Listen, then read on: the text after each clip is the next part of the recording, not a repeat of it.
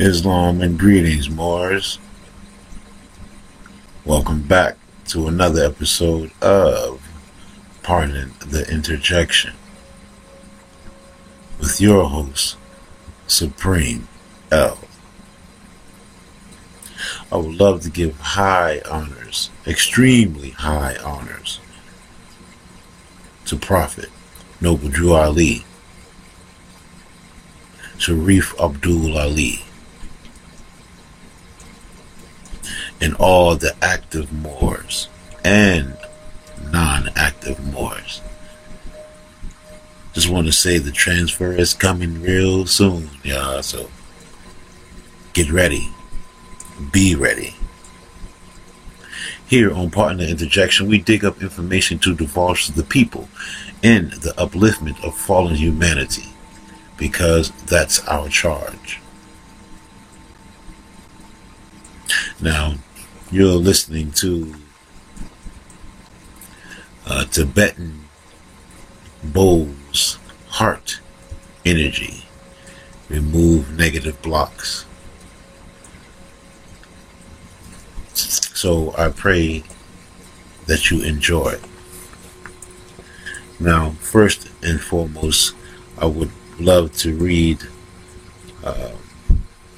something from the Holy Quran, divinely prepared by your prophet, my prophet, our prophet, Noble Drew Ali.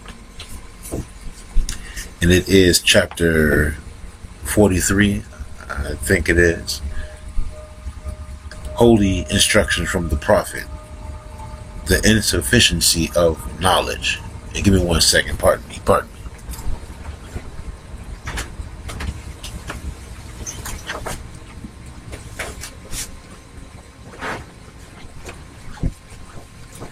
Thank you. I'm back. Appreciate that. But it's chapter 43, and it's the holy instructions from the prophet, the insufficiency of knowledge. 1. If there is anything lovely, if there is anything desirable, if there is anything within the reach of man that is worthy of praise, is it not knowledge? And yet, who is it that attaineth it? The statesman proclaimeth that he hath it. The ruler of the people claimeth the praise of it, but findeth it the subject that he possesseth it. Evil is not requisite to man, neither can vice be necessary to be tolerated. Yet how many evils are permitted by the connivance of the laws? How many crimes committed by the decree of the council? But be wise, O ruler, and learn, O thou that art to command the nations. One crime authorized by thee is worse than the escape of 10 from imprisonment. Punishment. When the people are numerous, when thy sons increase about thy table, sendest thou them not out to slay the innocent, and to fall before the sword of him whom they have not offended? If the objects of thy desire demanding the lives of 1,000 saith thou not, I will have it. Surely thou forgettest that he who created thee created also these, and that their blood is as rich as thine. Sayest thou that justice cannot be executed without wrong? Surely thine own words condemn thee. Thou who flattereth with false hopes the criminal that he may confess his guilt Art not thou unto him a criminal? Or art thou guiltless, because he cannot punish it? When thou commandest to the torture him whom is but suspected of ill, darest thou to remember that thou mayest rack the innocent? Is thy purpose answered by the event? Is thy soul satisfied with his confession? Pain will enforce him to say what is not, as easy as what is, and anguish hath caused innocence to accuse herself.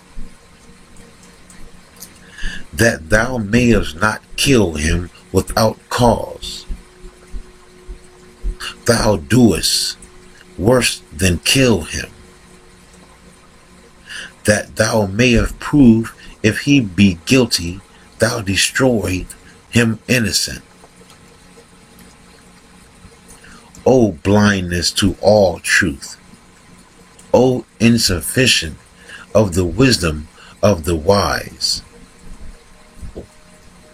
Know when thy judge shall bid thee account for this. Thou shalt wish 10,000 guilty to have gone free, rather than one innocent to stand forth against thee.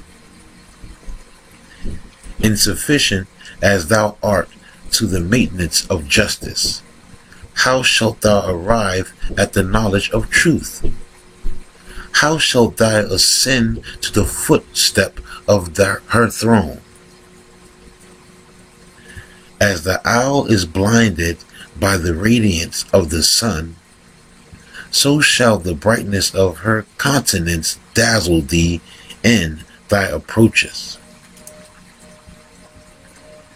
If thou wouldst mount unto her throne, first bow thyself at her footstool. If thou wouldst arrive at the knowledge of her, first inform thyself of thine own ignorance.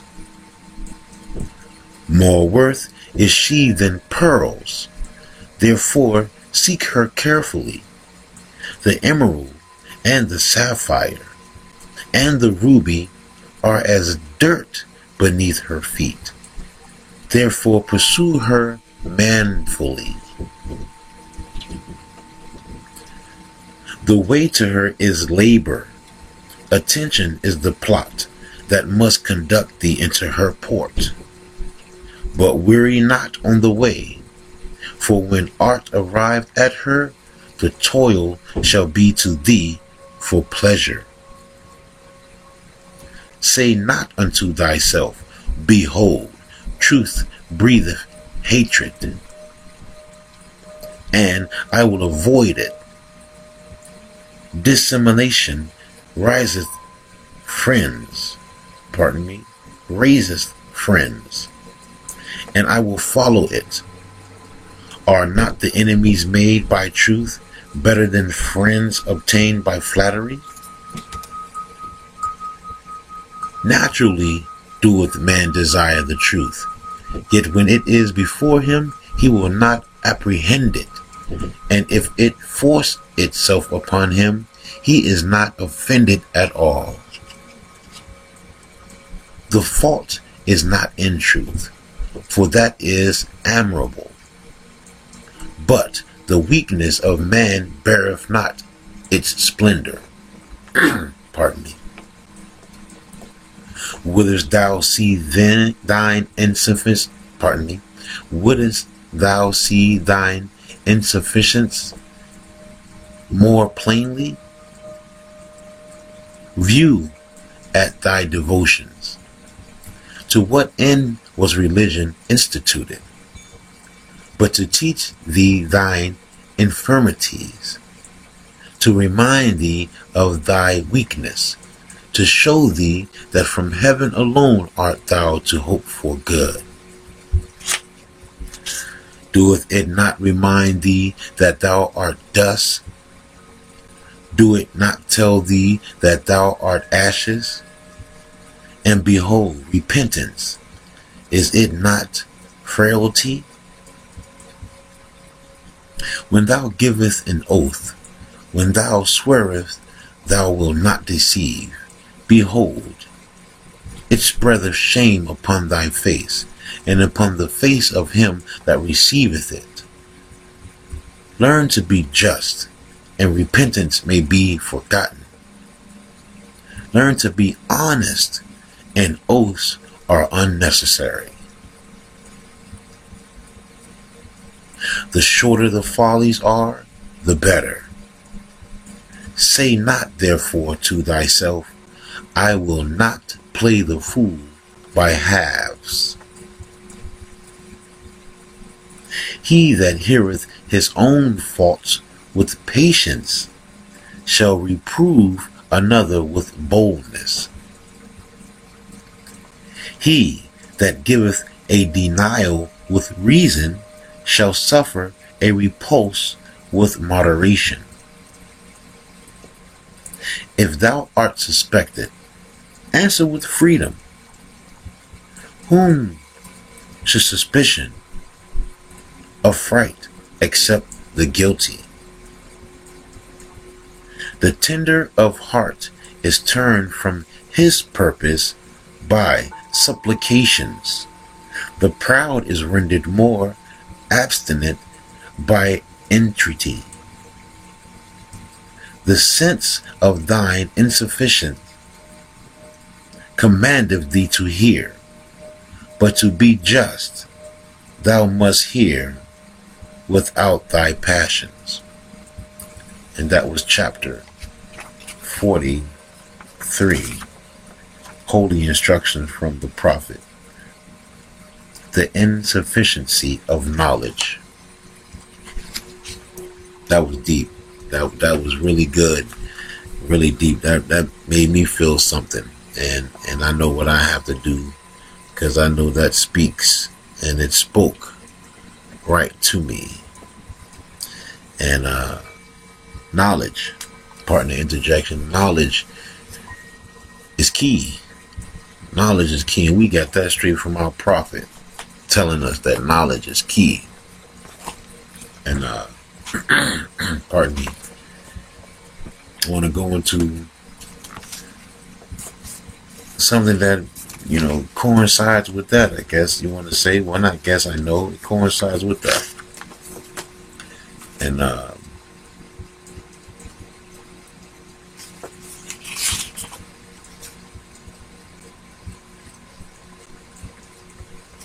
want to read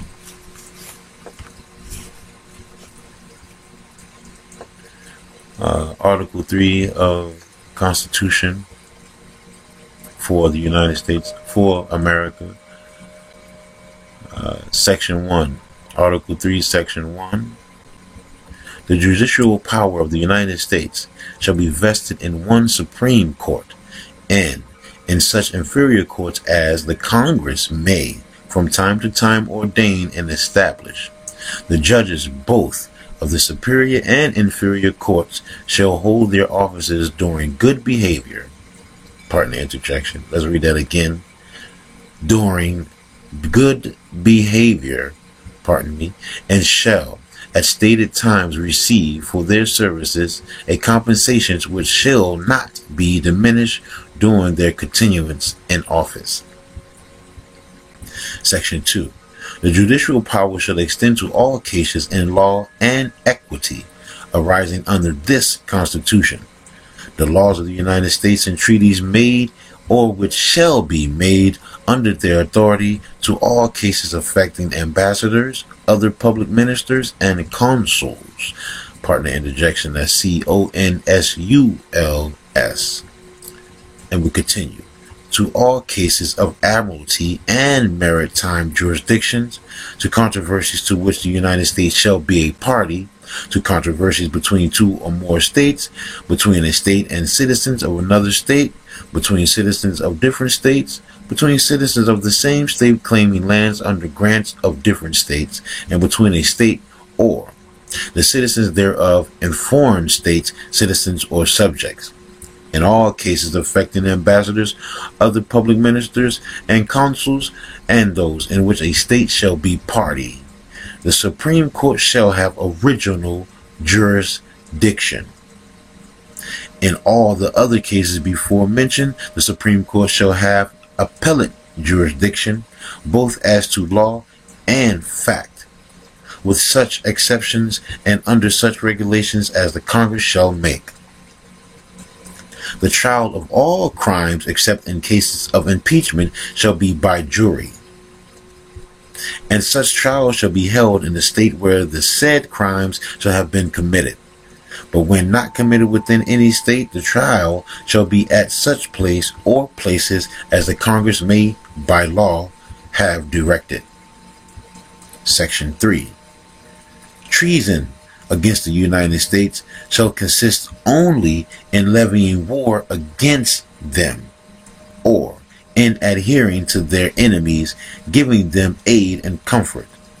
No person shall be convicted of treason unless on the testimony of 2 witnesses to the same overt act, or on confession in open court. The Congress shall have power to declare the punishment of treason, but no attainder of treason shall work corruption of blood or forfeiture except during the life of the person obtained.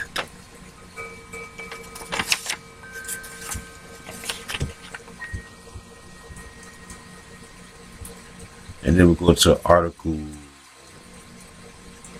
I'm thinking that's 4, maybe V1, yes. Article V1, Roman numeral V1. All debts contracted and engagements entered into before the adoption of this Constitution shall be as valid against the United States under this Constitution as under the Confederation. This Constitution and the laws of the United States which shall be made in pursuance thereof, and all treaties made or which shall be made under the authority of the United States shall be the supreme law of the land, and the judges in every state shall be bound thereby. Anything in the Constitution or laws of any state to the contrary notwithstanding. So, take it back, and I want to go into a little something here that I really found interesting. And it is on page 62. And it's important note regarding the UCCs. And we just did a show about bonds and the UCCs. If you go back on my channel and check it out, you'll see that we did a show concerning UCCs. One filing, okay, that we had gotten, that the prophet said he's going to make the European tell us the truth, okay? So, we go in. Important note regarding UCCs. There are some who will be tempted, advised, and encouraged to use uniform commercial codes, UCC, in parentheses, in writs. As Moorish Americans, nationals, we never ever use UCC except when signing any and all contracts that we entered into. The UCC codes you would use are UCC 1-207, 1-308, 1-103, without prejudice. These codes state that you will not enter into any contract that is not in harmony with common law, and that you will not sign or be obligated to any contract that lacks full disclosure. That means it has adhesions, hidden clauses, and assumed obligations that were not fully disclosed before agreeing and signing.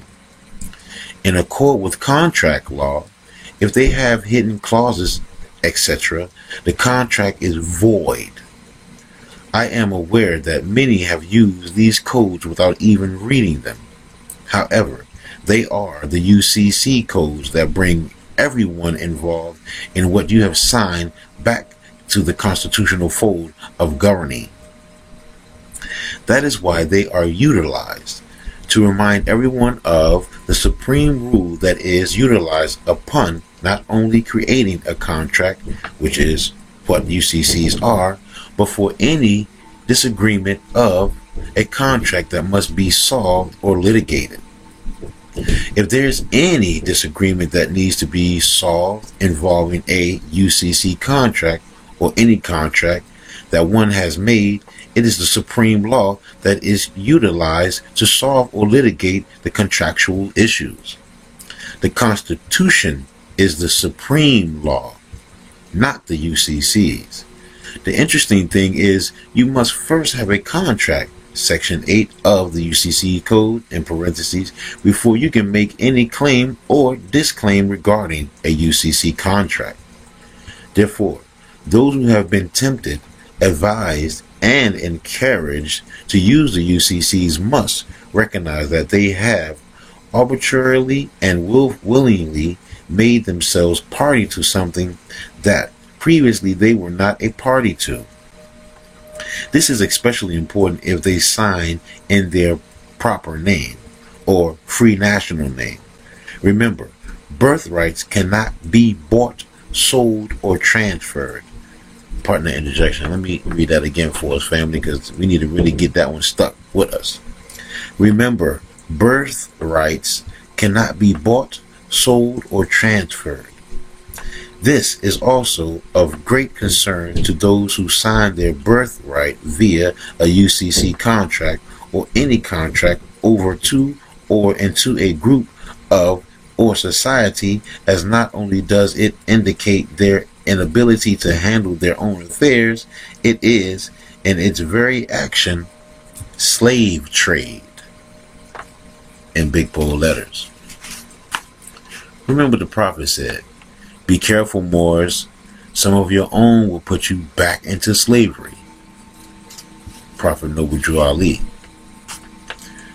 Your birthrights, inheritance, is not and cannot ever be for sale. And here we go. All rights reserved. The name of the game between Moors and Europeans is always birthright theft. Never, ever contract away your birthrights. The operative word in Uniform Commercial Code, UCC, is commercial. Birthrights are not a commercial activity. That would be fraud and slave trade to sell or buy someone's birthright. Although UCC 1-207, 1-308, 1-103 are the only UCC codes Moorish Americans ought utilize, it is not mandatory because you can simply use all rights reserved. Why? Because your birthrights are protected and preserved already under the Constitution. They are constitutionally treaty secured birthrights. When your constitutional treaty secured rights are violated in any way, it is birthright theft. Only as a declared Moor will you be protected under international law. As you should know, as a Moor, all Europeans are a foreign entity as well as jurisdiction to you. Therefore, whenever you are violated in any way, it is automatically an international violation. However, this can only apply to you if you have declared your nationality. You cannot exercise any international exchange if you are not first a national. Without your declaration of nationality, you will be considered a non-human entity, a corporation, not alive, and not worthy to be treated with respect by any of the families of the nation. Therefore, as Noble Drew Ali stated, if there is nothing else you do, declare your nationality. The following is a breakdown that supports the constitutional premise that supports the United States Republic Constitution. In 1933, Congress replaced statutes with international law, placing all states under international law.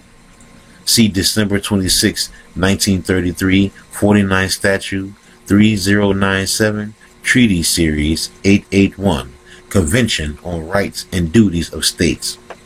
In 1945, the International Organization Immunities Act relinquished every public office of the United States to the United Nations. See December 9th, 1945, International Organization Immunities Act. 22 CFR 92.12-92.31 FR, heading Foreign Relationship, states that an oath is required to take office. Title 8 USC 1481 stated, once an oath of office is taken, citizenship is relinquished. Thus you become a foreign entity, agency, or state. That means every public office is a foreign state, including all political subdivisions, i.e., every single court is considered a separate foreign entity. The above applied when you are tricked into jury duty and you take an oath. You become a public official. You are treated as a stateless being converted to the status of person, which means corporation, non-human. This is fraud, since this,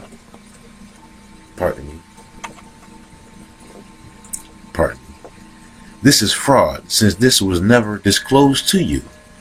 It is warring against the people. Title 22 USC Foreign Relations and Intercourse, Chapter 11 identified all public officials as foreign agents. Pardon the interjection. Let me go back on that one and read that one again. And I want y'all to really get that and let that sink in, family. Title 22 USC Foreign Relations and Intercourse, Chapter 11 identified all public officials as foreign agents. Title 28 USC 3002, Section 15A states that the United States is a federal corporation and not a government, including the judicial procedural section. Federal Rules of Civil Procedure, FRCP 4J, states that the court's jurisdiction and immunity fall under a foreign state. Pardon me.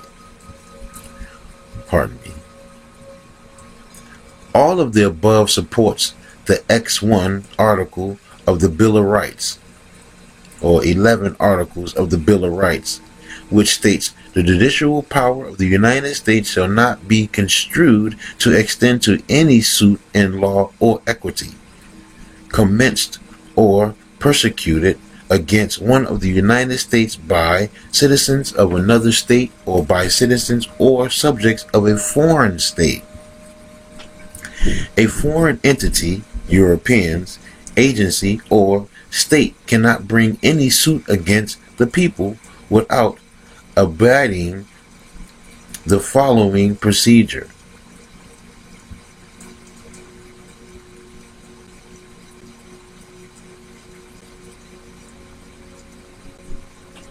Abetting the following procedure. Title 22 CFR 93.1-93.2 states that the Department of State has to be notified of any suit and in turn has to notify the United States citizen, the people, of said suit.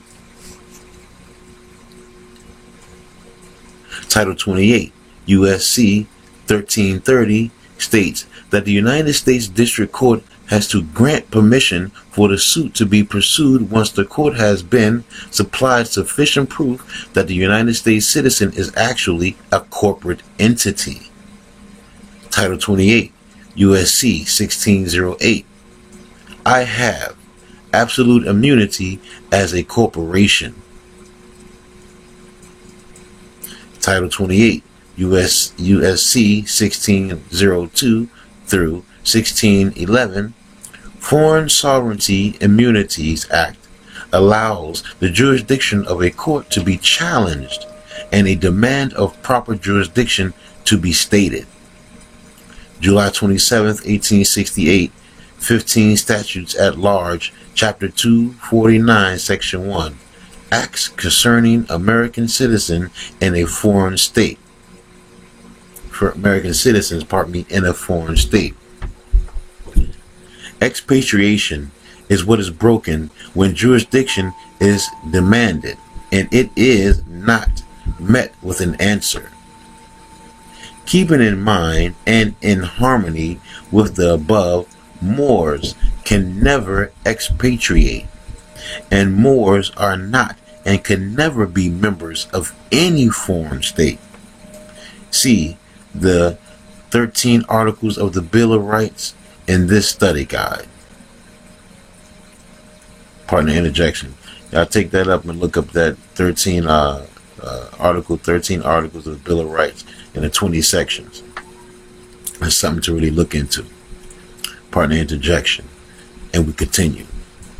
Therefore, the above does not apply to Moors. However, it is something you may want to research for context. Under the Federal Rules of Civil Procedure 12B.6, pardon the interjection, and I have that, and I employ all you Moors, non-Moors, and Moors, whatever you want to call yourself, to get that. Get the Federal Rules of Civil Procedure. And we continue. The prosecution has failed to provide adequate proof that the parties involved in this situation are actually corporate entities. I have provided ample proof that the prosecution and other agents are actually corporations. You can enter as evidence the state and corporation seal on the document you receive. This information is also found on the internet, and many corporate states will even send you evidence of the fraud. Enter into evidence as an exhibit. The above affirms the following. Every time the people activity is in any way impaired by any alleged government official, it is a violation of international law. Now, it goes into a lot of court cases here, and this is really a good book. I really love this book by our Grand Sheikh. Well, it has a Grand Sheikh in here, Taj Tariq Bey. I love you, my brother. And I want to go into this one, and this should carry us right on out. And just a little something I found in a book by a great sister, beautiful great sister, mother, widow, sister. Peace and blessings be upon her. By Sister Anaid L. And it's correcting the position of the IRS and Social Security contribution tax. And on page 22, it says, state, and that's S-T-A-T-E, state is defined as the District of Columbia only.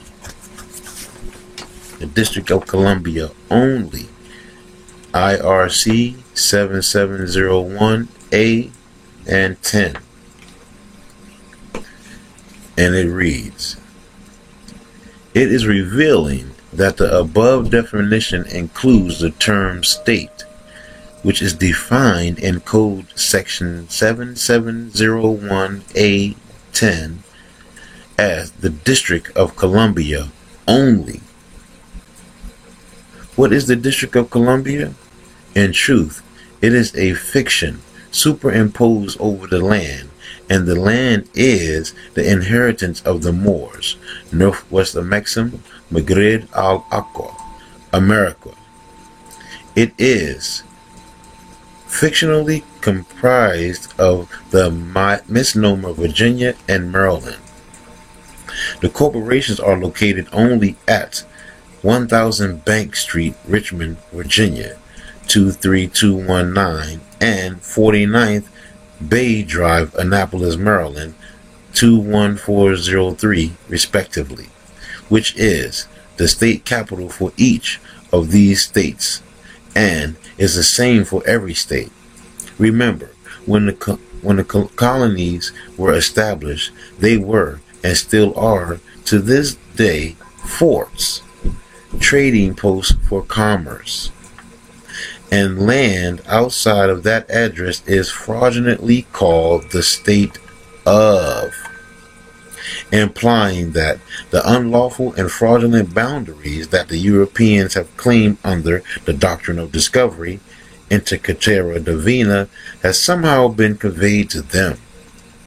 This is contrary to the protection of the American Constitution, which binds all public servants to protect, preserve, and secure what? The birthright of the people, which can never be leaned, as they are unalienable and cannot be bought, sold, or transferred. That's deep. That's deep, and I just wanted to run that past y'all. And of course, yes, I am here in what is being called the District of Columbia, and I do know for a fact that this is the Anacostia territory. We're on the Anacostia River and the Potomac River, but we're in the Anacostia or the Anacostians territory, and in Virginia, right over it would be considered the Doeg tribe. So look into that, the Doeg tribe, the Anacostians, the Nakutonk territories, which would be up in Maryland, right when you leave so-called was being Virginia to come into Maryland across the bridge, what we call the Woodrow Wilson Bridge.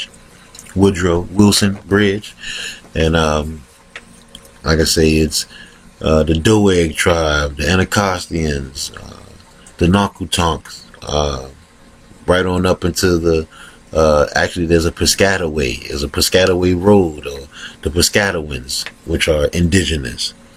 And someone to check out who has good knowledge on that is Sister Salali Bay, my good sister. I love her. That's my good sister.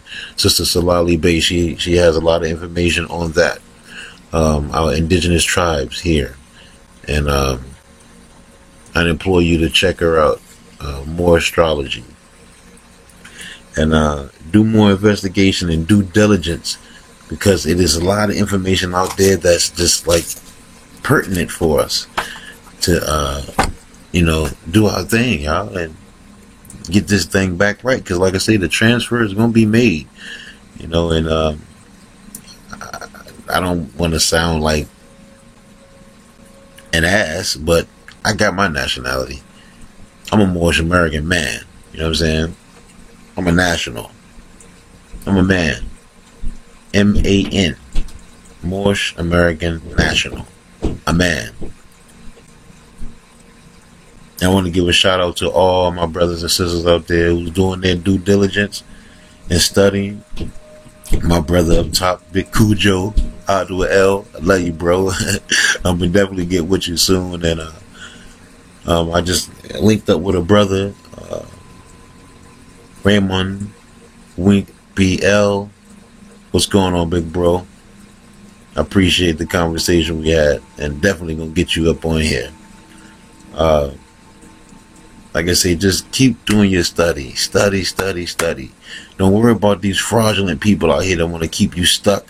It's a lot. Like I just said, the prophet, like I just reiterated what the prophet just said. be careful, Moors. It's going to be some of our own to put you back in slavery, you know?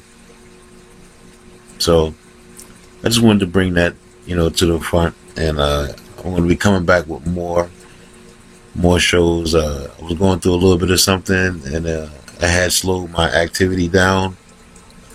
But I apologize about that for the family. I had to take care of some things. It's just what it is.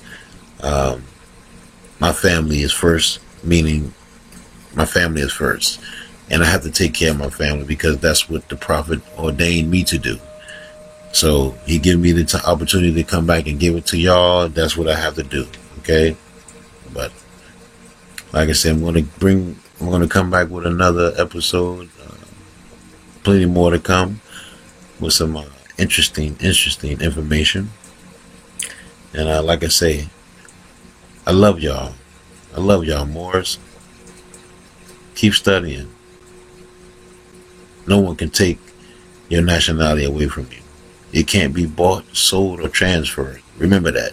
Can't be bought, sold, or transferred. More. And as I always say, don't believe me. Go. Check it out for yourself and you'll be amazed at the jewels you'll find on your treasure hunt. I love you. I love you. I love you. I love you, Moors. Until next time, Islam, love, and peace forever, Moors.